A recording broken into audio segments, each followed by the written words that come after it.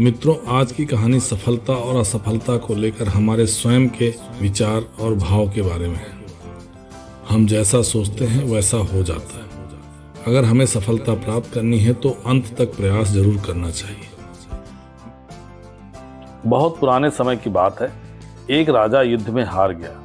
उसके सभी सैनिक मारे जा चुके। राजा किसी तरह अपनी जान बचाकर जंगल में भाग गया। सैनिक उसका पीछा कर रहे थे।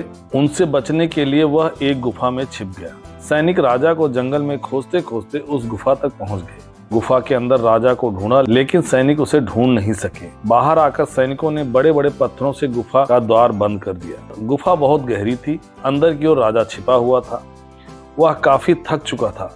भूख प्यास की वजह से बेहाल हो रहा था। उसके शरीर में ताकत भी नहीं बची थी। शत्रु सैनिक गुफा का द्वार बंद करके वहां से चले गए तो राजा अंदर बैठा बैठा सोच रहा था कि अब तो उसका जीवन खत्म हो गया। वो गुफा से कभी बाहर नहीं आ पाएगा।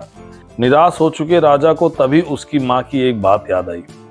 उसकी माँ कहती थी कि कुछ तो कर, यूं ही मत मर। यह बात याद आते ही राजा में फिर से एक नई ऊर्जा आ गई।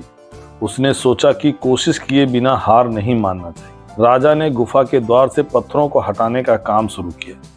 कड़ी मेहनत के बाद राजा ने बड़े बड़े पत्थर खिसका दिए। किसी तरह राजा ने गुफा से बाहर निकलने के लिए थोड़ी सी जगह बना ली और बाहर निकलकर अपने मित्र राजा के पास पहुंचा। मित्र राजाओं की मदद से उसने शत्रुओं को पराजित कर अपना राज वापस प्राप्त कर लिया। इस कहानी से हमें सीखने को मिलता है कि सफलता जब तक न मिले तब तक हार नहीं मानना चाहिए। हम उसी समय असफल हो जाते हैं जिस समय हम स्वयं से हार मान लेते हैं। इसलिए कोशिश करते रहिए, आगे बढ़ते रहिए। मित्रों, यह कहानी आपको कैसी लगी कमेंट करके बताना ना भूलें।